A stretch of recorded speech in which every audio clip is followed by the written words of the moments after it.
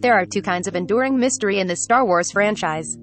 The first is the big picture, galactic level kind that should ideally never be revealed, such as the biological aspect of the Force looking at you, midichlorians. Then there are the what happened to kind, character-based mysteries that deepen and enrich the galaxy far, far away when finally revealed. So when the first episode of the Book of Boba Fett dropped on Disney Wednesday with two what happened to reveals, Star Wars fans were delighted. One, we'd been kind of expecting, the other was the surprising return of beloved musical characters. Both were callbacks to Return of the Jedi, the events of which took place 5 years prior to the present day in Boba Fett. But in our universe, nearly 4 decades have elapsed, which makes these character mysteries the most enduring in Star Wars history. Let's break them down. Sarlacc surprise. The Sarlacc on Tatooine, hungry and hard to escape. The fact that Boba Fett escaped his apparent death in the Sarlacc pit is something we've known since Temuera Morrison's beloved bounty hunter first reappeared a Urago in The Mandalorian Season 2, Episode 1. What that show studiously avoided answering was how he survived. The avoidance made sense, since none of Boba's newfound friends in The Mandalorian would have known anything about the Sarlacc incident. And Boba, taciturn at the best of times, was hardly likely to volunteer a story about the time a blind Han Solo accidentally activated his jetpack and sent him hurtling to his doom. There had to be a good story to the escape, however, since we learned in Return of the Jedi that the Sarlacc was not a creature to be trifled with.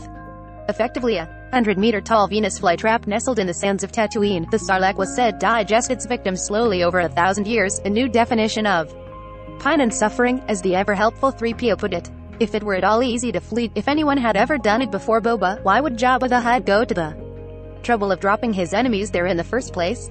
Here's where the fact that Star Wars has a long-defunct set of comic books and novels now known as legends comes in handy.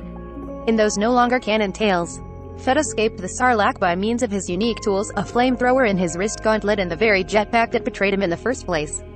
Book of Boba Fett had its star escape using the first of these tools, after introducing an extra wrinkle, the body of a long-dead stormtrooper, whose suit Boba's to supply himself with breathable air.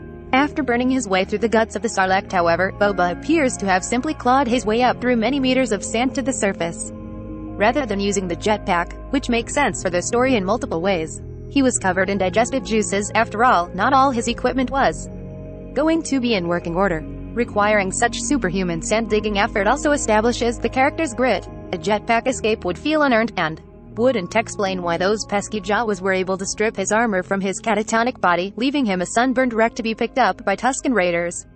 Plus, in telling the definitive Sarlacc escape tale, Book of Boba Fett establishes that it will use a cinematic device rarely seen in any Star Wars movie or show so far, the flashback. We're likely to get more of them as the book unfolds, given that Episode 1 didn't establish how Boba escaped his Tusken captors, or why he feels the need to rule the Tatooine crime scene in Jabba's stead.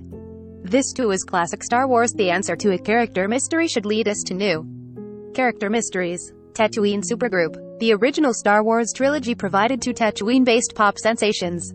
First came Figrin Dan and the Modal Nodes, the band whose Benny Goodman-inspired swing music provided the backdrop to the spaceport cantina where we first meet Han Solo and Chewbacca in A New Hope. Then in Return of the Jedi came the Max Reba Band, which performed a style of music officially and unfortunately known as jizz. Before George Lucas tinkered with the music in the special editions of 1997, Max's band played an experimental, quirky, synth-driven song called Lap T Neck for the denizens of Jabba's palace. Lucas' replacement was a rather hectic tune, with apparently bawdy lyrics, named Jedi Rocks. Whichever version you prefer, Max Reba was the clear breakout star of the Jabba's palace scenes.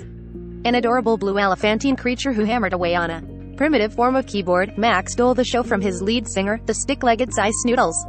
According to Lucasfilm, Max signed what may be the worst music deal in the history of any galaxy. His band would perform for Jabba for life and get nothing more than free food in return.